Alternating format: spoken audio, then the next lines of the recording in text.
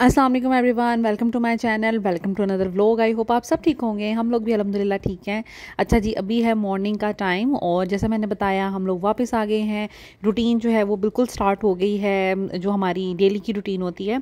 बच्चे स्कूल जा रहे हैं। वेदर जो है यहाँ पर फैसलाबाद और लाहौर जितने दिन रहे धूप तो बिल्कुल भी नहीं निकली, लेकिन माशाल्लाह जब से यहाँ आए हैं धूप निकल रही है तो थोड़ा सुकून होता है। और कहीं से अगर धूप में कहीं बैठ जाओ दिन में किसी भी टाइम तो ना इतना मज़ा आता है और दिल करता है बस वहीं पे सो जाओ। तो खैर ये अभी मॉर्निंग का टाइम है। मैंने ब्रेकफास्ट बनाया था बच्चों के लिए और अपने लिए साथ ही बना लिया था। लाइक बच्चों के लिए एक एक एग बॉयल कर लिया था, साथ में चाय और ब्रेड रख ली थी ताकि वो डिप करके खा लें। और अपने लिए मैंने रख लिए थे एग बॉयल्ड, अपने और अपने हस्बैंड के लिए। दूध जो है वो हस्बैंड के लिए रखा था, चाय बच्चों वाली मैं ले लूँगी। तो अभी ज़ैना फातिमा को मैंने रेडी नहीं किया, बस इनको अभी उठाया है, इन्होंने टीथ ब्रश किए हैं और बस अभी नाश्ता करने बैठ गई हैं। उसके बाद मैंने सोचा इनको रेडी करूं, क्योंकि जब चाय मैं पिलाती हूँ ना इनको, मेरी यही कोशिश होती है कि मैं पहले इनको ऐसे ही पिला दूं, क्योंकि समटाइम्स जो चाय अगर गिर जाए ना ड्रेसेस पे तो फिर ड्रेसेस ख़राब हो जाते हैं, दैट्स वाई।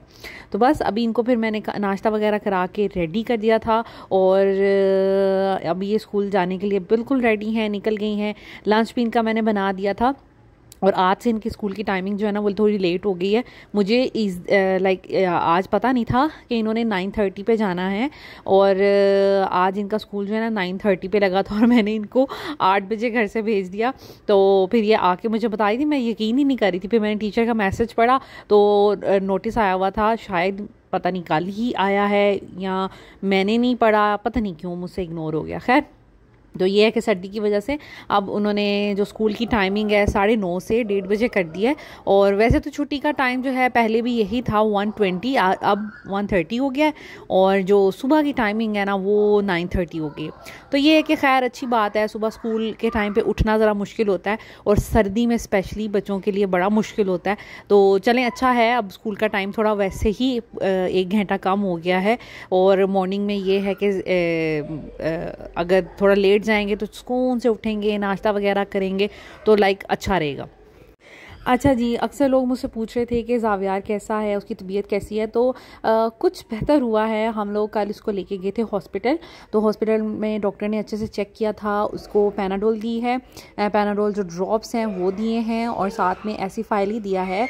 ज़ावियार को बेसिकली हुआ है थ्रोट इन्फेक्शन, अभी चेस्ट इन्फेक्शन, लाइक चेस्ट तक नहीं पहुँचा था, अभी थ्रोट टाइप इसका गला वगैरह ख़राब था और थोड़ा सा रेशा इसको था, लेकिन ड्राई था, प्रोडक्टिव नहीं था। दैट्स वाई फिर डॉक्टर ने इसको एसिफाइल दिया और उन्होंने कहा कि अगर 2-3 दिन में ठीक नहीं होता बेबी तो फिर हम इसको एंटीबायोटिक देंगे। तो अल्लाह का शुक्र है कुछ बेहतर हो रहा है।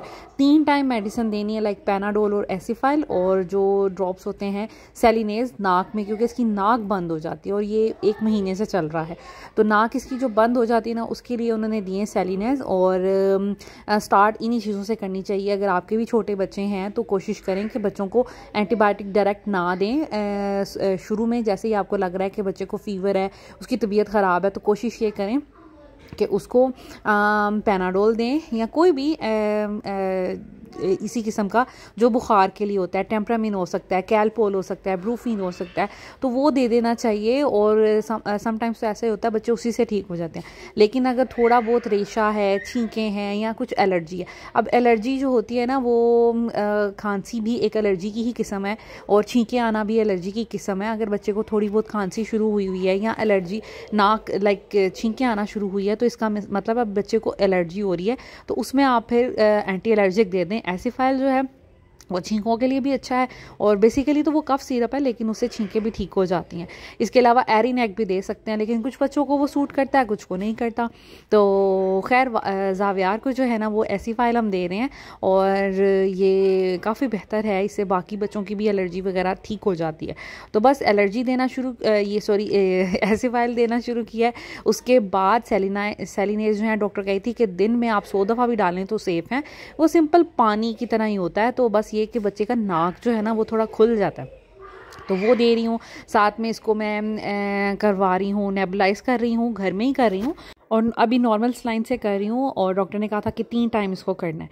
नेबुलाइज़र जो है ये मैंने जब ज़ैनब पैदा हुई थी ना, उसको जब नज़ला ज़ुकाम वगैरह होना शुरू हुआ था तब हम लोगों ने अपना ही ले लिया था, 3500 का तब आया था। अब मुझे पता नहीं है कि कितने का है, क्योंकि मेरी एक व्यूवर ने पूछा था कि आपने नेबुलाइज़र कौन सा लिया, तो ये चेक नेबुलाइज़र है, काफ़ी अच्छा है। मैंने बहुत से डॉक्टर्स वगैरह के पास यही देखा है, तो ये हम लोगों ने ले लिया था तब 3500 का आया था, अब का पता नहीं है। लेकिन ये कि ये चीज़ अच्छी है, घर में होनी चाहिए। जिस घर में बच्चे हैं, अगर आपका पहला बच्चा है तो ये लाजमी तौर पर ले लें।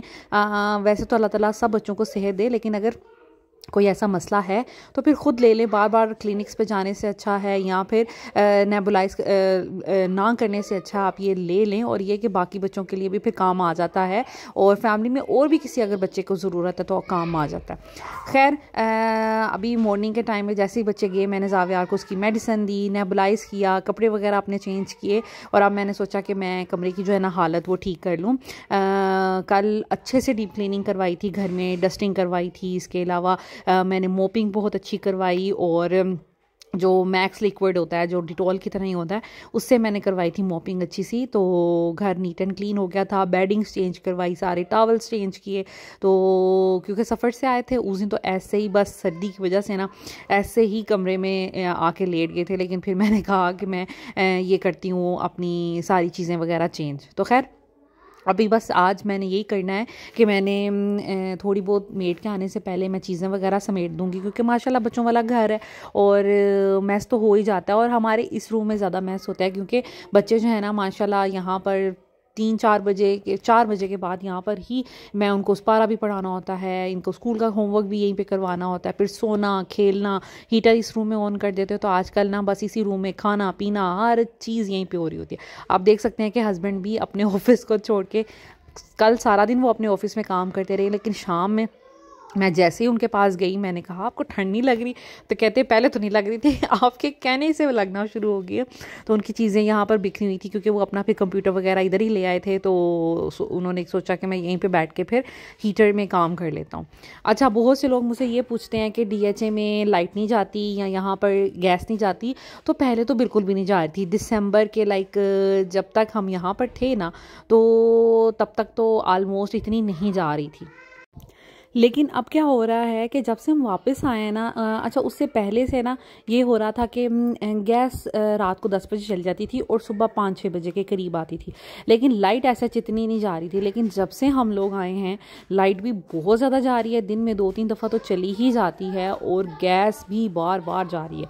हम तो परेशान हो गए हैं कि ये क्या हो रहा है। और DHA में भी एटलीस्ट ऐसे नहीं होना चाहिए था। रात में गैस नहीं होती, हमारा ये हीटर बिल्कुल बंद हो जाता है। अब ये कर रहे हैं हम, क्योंकि ठंड यहाँ पर इतनी ज़्यादा है कि हीटर ना चलाओ तो कोई गुजारा नहीं है। तो यहाँ पर ये हम कर रहे हैं कि हम फिर अपना इन्वर्टर चला रहे हैं 30 पे 29 पे करके, ताकि फिर कमरा एटलीस्ट थोड़ा गर्म रहे, क्योंकि बहुत छोटे बच्चे हैं। खैर, ये ब्लैंकेट जो मामा ने मुझे दिया था ना, ये बिल्कुल न्यू है, तो दैट्स वाई मैंने सोचा कि इसको क्यों यूज़ में लेना। पहले से हमारे 3 कंबल जो हैं वो यूज़ में होते हैं, और चौथा जो मेहमानों के लिए मैंने रखा हुआ है। तो कोशिश यही करनी चाहिए कि मतलब हर चीज़ को ज़रूरी नहीं इस्तेमाल किया जाए। तो ये जो मेरा ब्लैंकेट है ना, ये मेरी शादी के टाइम का है, मेरे ससुराल वालों की तरफ से ही था, क्योंकि मैंने बताया मेरे हस्बैंड ने जहेज तो लिया नहीं था। तो ये ब्लैंकेट जो है ना, ये आंटी ने मुझे दिया था, बिल्कुल ये नया था और हमारे लिए रखा हुआ था। तो ये बहुत भारी ब्लैंकेट है। भारी तो ये वाला भी है जो मामा ने दिया है, और इनको फोल्ड करने में इंसान थक जाता है, इतना ये भारी कंबल हैं दोनों ही। तो मैंने सोचा कि ये वाला निकालती हूँ, क्योंकि ये पहले से यूज़ हो रहा था। जब से हमारी शादी हुई है हम ये यूज़ कर रहे हैं, 7-8 साल तो 8-9 साल तो इसको भी हो गए। तो खैर, ये मैंने निकाला, और जो दूसरा था वो मैंने फिर हस्बैंड से कहा कि वो आप ऊपर ही रख दें वापस। एक रज़ाई निकाली है ये वाली, क्योंकि बच्चे जो है ना, यहाँ पर एक रज़ाई और ऊपर ब्लैंकेट ले दूंगी तो अच्छे से गर्म हो जाएंगे। ये शीट निकाली है, ये भी मुझे मामा ने दी थी। ये क्विल्टेड टाइप शीट है सिंगल बेड की ना, तो ये मामा ने मुझे दी थी जब ज़ैनब फातिमा लोग मैट्रेस पे सोया करती थी, तो कि मैट्रेस पे बिछा लिया करें। तो अब मैं ये सोच रही हूँ कि सोफ़ा का बेड पे बिछा दूँ। पता नहीं मुझे ये ख्याल क्यों नहीं पहले आया, लेकिन ये इतना गंदा हो गया है ना, बच्चे माशाल्लाह इस पे चीज़ें कुछ ना कुछ गिरा देते हैं, खाते पीते हैं, तो कभी दूध पी रहे होते हैं। तो अभी इसको साफ़ करवा के तो फिर मैं सोच रही हूँ परमानेंटली मैं इसके ऊपर ये बिछा दूँ, ताकि सोफ़ा थोड़ा सा बचा रहे। मेरे साथ ऐसा ही होता है, मैं पहले मुझे तो होता है कि मैं केयर करूँ, लेकिन मेरे हस्बैंड को ना कवर करना चीज़ों को अच्छा नहीं लगता। कारपेट हो गया, सोफ़ाज़ हो गए, इन चीज़ों को कवर करना उनको अच्छा नहीं लगता, इसलिए ये है कि मैं फिर चीज़ों को कवर नहीं करती। खैर यहाँ पर जी ज़ावियार सो रहे थे, बड़ा टफ़ टाइम दिया इन्होंने, बड़ी मुश्किल से सोए थे और डॉक्टर ने मुझे कहा है कि इनके ऊपर ना आपने इनको पिलो के ऊपर लेटाना है, क्योंकि इनको नज़ला है और गले का भी इन्फेक्शन हुआ हुआ है, तो थोड़ा करवट देकर और थोड़ा ऊंचा सा रख के सिलाएं ताकि ये इजीली सो जाएं और इनको ब्लॉकेज ना हो और सांस वगैरह बंद ना हो। तो खैर मैंने पिलो पे लेटाया हुआ था ज़ावियार को। उसके बाद आ गई थी जब मैं इस रूम में, कल परसों के आए हुए हैं और अभी तक मैंने जो सामान था ना वो अनपैक नहीं किया था, तो इसलिए मैंने सोचा कि मैं इसको अब अनपैक कर लूँ, सब चीज़ों को हर चीज़ ठिकाने पे रख दूँ। अच्छा, कहीं पे भी ट्रैवल पे आपने जाना हो तो यही होता है, पहले पैकिंग का इतना टेंशन होती है कि बच्चों के साथ कोई चीज़ जाए ना जाए, ये भी रख लो वो भी रख लो, वहाँ पर फिर कैसे मैनेज करेंगे और अगर 5-6 दिनों के लिए भी जाना होता है ना तो इंसान अपनी तरफ से 10 दिन का सामान रखता है कि कोई चीज़ बच्चों की रह ना जाए।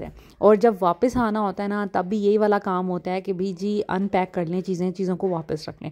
मुझे ये काम दोनों मज़े के लगते हैं, कोई ऐसा मुश्किल नहीं लगता है। अक्सर लोग कहते हैं कि उन्हें पैकिंग करना नहीं पसंद या अनपैक करना नहीं पसंद, लेकिन मुझे दोनों काम मज़े के लगते हैं, मैं आसानी से कर लेती हूँ। तो बस यहाँ पर मैं वो करी थी, एक शॉपिंग बैग में हमने रखे हुए थे सारे धोने वाले कपड़े, क्योंकि मैं बैग्स में ना कपड़े नहीं रखती धोने वाले, और मैं कोशिश यही करती हूँ जब भी ट्रैवलिंग से आऊँ उधर साथ साथ मैं धोती रहती हूँ। ससुराल में भी मैं डेली कपड़े अपने बच्चों के धो रही थी हाथ से, 1-2 दिन तो मैंने मशीन भी लगाई, और मामा के घर तो मामा ही धो के दे रही थी। लेकिन ये कि मुझे बड़ी फ़िक्र होती है कि कपड़े जमा नहीं होने चाहिए, गंदे गंदे कपड़े बैग्स में रखे ना फिर बैग से स्मेल आना शुरू हो जाती है। तो इस वजह से मेरा बस ये है कि मैं बैग्स में कपड़े ना धोने वाले रखूं। तो शॉपर में मैंने एक बना लिया था, तो वो भरा हुआ था, जो हमने उतार के आए थे कपड़े, बस वही वाले कपड़े थे, बाकी मामा ने सब धो दिए थे। इसी तरह जो हम लोगों ने यहाँ पर उतारे थे कपड़े, जब हम लोग यहाँ से गए थे तो बकेट में वही पड़े हुए थे, सबका एक एक सूट और नीचे वाले इनर्स वगैरह। तो अब जब वापस आए हैं तो जो कपड़े पहन रहे हैं जो वहाँ से धोने वाले लेके आए थे, बेडिंग्स मैंने सारी उतारी थी, तो माशाल्लाह कपड़ों का भी एक ख़ास ढेर लगा हुआ है। और आज तो मैंने मेड से कहा था कि सारी टेरेस और सारी बैल्कनीज़ वगैरह साफ़ कर दे, तो वो वाले काम कर रही थी। तो मैंने सोचा कि अब नेक्स्ट डे जो है ना वो हम मशीन लगाएंगे और सिर्फ कपड़े धोने का काम करना है, कपड़े धोने और कपड़े प्रेस करने, क्योंकि सारे कपड़े मैं प्रेस नहीं करवा रही थी यहाँ से जाने से पहले, कि भाई हमने सफ़र पे जाना है तो फिर क्या ज़रूरत है प्रेस करवाने की, कुछ चीज़ें साथ लेके जानी थी। इस वजह से फिर मैंने सोचा कि जब आऊँगी तो कपड़े प्रेस करवाऊँगी। तो अब माशाल्लाह पूरा ढेर लगा हुआ था कपड़े जो है ना बच्चों का कोई कपड़ा था प्रेस, हस्बैंड के थोड़े से कपड़े थे, मेरे भी थोड़े से थे, तो मैंने सोचा कि क्यों ना मैं आप इसको ना प्रेस करवाने पे लगा दूं। कि तो फिर मैंने मेड से कहा था कि अब आपने ना 2-3 दिन में ये कपड़े ख़त्म करने हैं, और एक तो धोने हैं सारे कपड़े 2 दिन में, क्योंकि यहाँ पे पानी का भी ख्याल रखना पड़ता है। बाकी ये है कि फिर जो है इस्त्री आहिस्ता आहिस्ता लगाती जाएँ जैसे जैसे लाइट आए, क्योंकि आजकल लाइट का भी बहुत इशू हो रहा है। खैर बाकी चीज़ें तो मैंने रख ली थी, ये सारी टॉयलेटरीज़ प्रोडक्ट्स, हमारी मेडिसिन और बोस पोनिया और इस तरह की चीज़ें थी, उनको मैं अरेंज करी थी। इस बॉक्स में मैंने रखी होती हैं कुछ फैंसी टाइप पेन्स, कोई ब्रेसलेट्स, कोई नेकलेस टाइप। तो जब हम यहाँ से जाने लगे थे ये चीज़ें तो मैंने लेके नहीं जानी थी, तो मैंने सारी दराज में रखनी थी, तो अब मैं उन्हीं को वापस रख रही थी, और कुछ चीज़ें बस मैं इसमें से लेके गई थी, तो वो चीज़ें मैंने जो है वापस रख दी थी। बाकी अपना मेकअप भी अपनी जगह पे रखा, और जो ड्रेसिंग टेबल की चीज़ें थी वो वहीं पे रखी, और जो वॉशरूम की चीज़ें थी वो मैं वहाँ पर रख रही थी। तो बस इस तरह के छोटे छोटे काम कर रही थी, क्योंकि अब घर नीट एंड क्लीन हो गया था। तो फिर मैंने पैकिंग खोलनी थी और उनको अच्छे से मैंने ना अपनी प्रॉपर प्लेसेस पे सारी चीज़ें रखनी थी। उसके बाद ये सारी बोझ जो मैं लेके गई थी सारी उल्ट पुल्ट हुई थी, पहले से भी जो लगी हुई थी, तो मैंने सोचा कि अब मैंने इसको अगर निकाला ही है तो मैं फिर, मेरी ना आदत है कि मैं इनको ना कलर वाइज रखती हूँ। मुझे बस सेटिस्फाइंग सा लगता है कि मैं पहले पिंक वाली लगा लूँ, जैसे कलर के हिसाब से जितनी भी पिंक है उनको एक साइड पे कर लूँ, जितनी रेड है उनको एक साइड पे कर लूँ, जितनी ब्लू या ग्रे या वाइट है उनको एक साइड पे कर लूँ। तो इस तरह करके ना मुझे एक तो वो देखने में भी बड़ा प्यारा ऑर्गेनाइज और बड़ा सेटिस्फाइंग लगता है, तो वो किया। इसके बाद अब रह गए थे इनके अंडरगारमेंट्स बच्चों के, लाइक सोक्स रह गई थी, लेगिंग्स, और जो इनकी वेस्ट होती हैं वो मैं इसी कैबिनेट में रखती हूँ, ड्रॉर में सॉरी। और ये जितने भी शॉपिंग बैग होते हैं ना जो हम शॉपिंग करके आते हैं जिसमें चीज़ें मिलती हैं, तो उनको मैंने ऊपर से काट देती हूँ और उनको फोल्ड करके ना इस तरह ऑर्गेनाइज़र से बना लेती हूँ। अभी ये ठीक करने वाले हुए हैं, लाइक अब इनको चेंज करूँगी लेकिन ये आप समझ लें ज़ीरो कॉस्ट ऑर्गेनाइजर्स हैं। आपने कोई भी चीज़ें अपनी ऑर्गेनाइज़ करनी हो, आप उसी साइज़ का शॉपिंग बैग लें और उसको काट के अपने ड्रॉर्स में रख लें, अपनी कबर्ड्स में रख लें, तो चीज़ें ये हैं कि सिमटी रहती हैं। अगर आपका घर ऑर्गेनाइज नहीं है ना, तो मैं आपको एक टिप देती हूँ यहाँ पर। आप क्या करें कि जितनी भी अपनी मेडिसिन है एक एक टोकरी में कर लें सारी, ठीक है।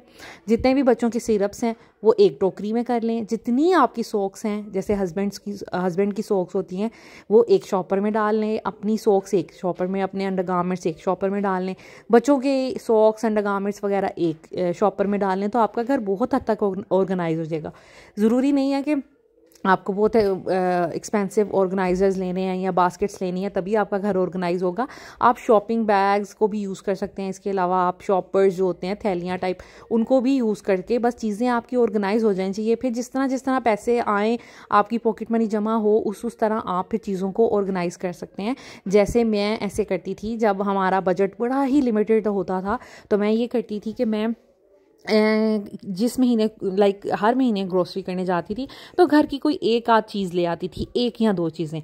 तो ऐसे बजट जो है ना, इंसान बजट से बाहर भी नहीं होता और आपका घर जो है ना ऑर्गेनाइज भी रहता है और आप चीज़ें भी अपनी पसंद की ले सकते हैं। और जब एक दफ़ा ये टेस्ट डेवलप हो जाएगा तो फिर आप आहिस्ता आहिस्ता जब भी ग्रोसरी करें, मंथली आपको ख़र्चा मिले, उसमें से कोई ना कोई चीज़ परचेज़ करते जाएं, कोई टोकरी, कोई बॉक्स, कोई ऑर्गेनाइज़र लेते जाएं, और फिर आपका घर ऑर्गेनाइज भी हो जाएगा और खूबसूरत वे में ऑर्गेनाइज हो जाएगा। तो इस तरह करने से बड़ी आसानी हो जाती है बस। लेकिन ये कि स्टार्ट एटलीस्ट करें, और आपको इस तरह चीज़ें ये भी होगा कि पता चल जाएगा ना कौन सी चीज़ कहाँ पड़ी, पूरी फैमिली को पता चल जाता है। तो मेरे पास भी ये जो ऑर्गेनाइजर हैं, मैंने एक साथ नहीं जमा किए। ऑफ कोर्स मैं हर महीने कुछ ना कुछ एक आध चीज़ अपने घर की ले लेती हूँ। वो मेरी सेटिस्फेक्शन होती है, मुझे खुशी मिलती है कि मैं अपने घर में ये चीज़ रख लूँ, वो चीज़ रख लूँ, तो मुझे इससे खुशी मिलती है। जब हम हालात एक जैसे नहीं होते। अब अल्लाह का शुक्र है फाइनेंशियल सिचुएशन अच्छी है, लेकिन जब नहीं भी अच्छी थी ना, फिर भी मैं छोटी छोटी चीज़ें करती रहती थी।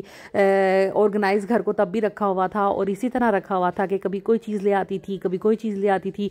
चाइना सेल पे बहुत अच्छी बास्केट्स मिल जाती हैं, बड़े अच्छे डिब्बे मिल जाते हैं जिसमें आप अपनी सिलाई की चीज़ें का एक डिब्बा बना सकते हैं, मेडिसिन की चीज़ों का एक डिब्बा बना सकते हैं, आप टोकरियाँ बना सकते हैं जिसमें आप सारे अपने पोनियाँ कैचर रख सकते हैं। इसके अलावा सारी कंघियाँ एक टोकरी में रख सकते हैं। तो चाइना सेल से तो बड़ी इकोनॉमिकल मिल जाती हैं। इसके अलावा एक और टिप दूंगी कि कोशिश करें कि जितने भी ऑर्गेनाइजर्स लेने हैं ना, ये सोचकर एक थीम बना लें और कोशिश ये करें कि वाइट कलर की टोकरियाँ या वाइट कलर के बॉक्सेस लें। वो ज़रा प्यारे, एलिगेंट और डिसेंट लगते हैं।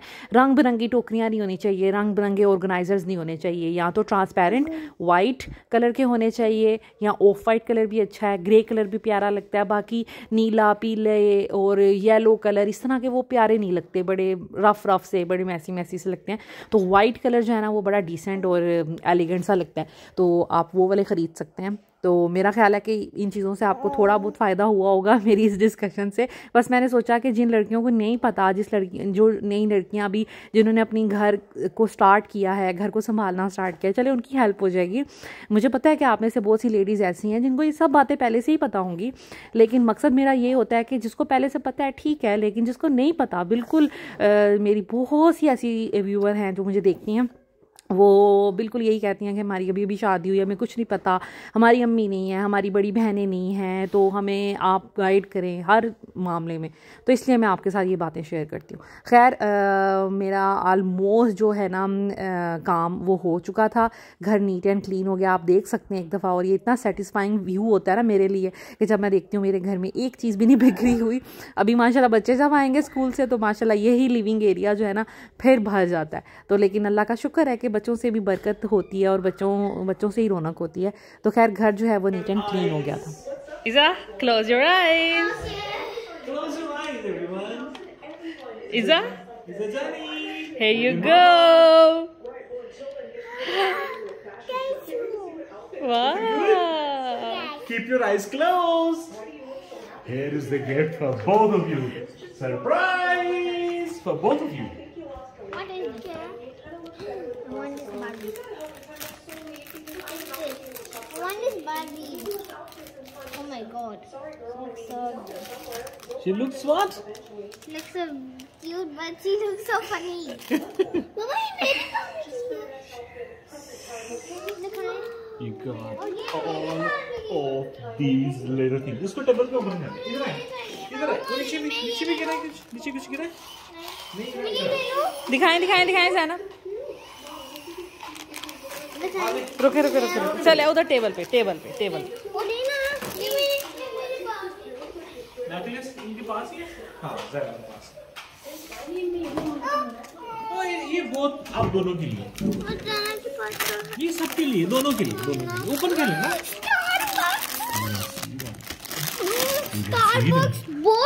You can see them. Starbucks नहीं है इसके अंदर। पापा मैं ये डॉल ले लूं? हाँ जी आपकी है। ये डालना है। पापा मम्मी बैठे। मम्मी डाल दे। पापा यहाँ पर क्यूट लग रहा है ये। तारे। पापा ये मुझे ओपन करना है। पापा ये डाल दे जो कवर टाइप है। अब इसको कभी नहीं इसको आता की खुशी देखेंगे। आता कैसे खुश होते हैं? Oh my god! Look at the little Starbucks. It's so. Oh my god! This is so cute. दिखाए? वाह! Oh my god!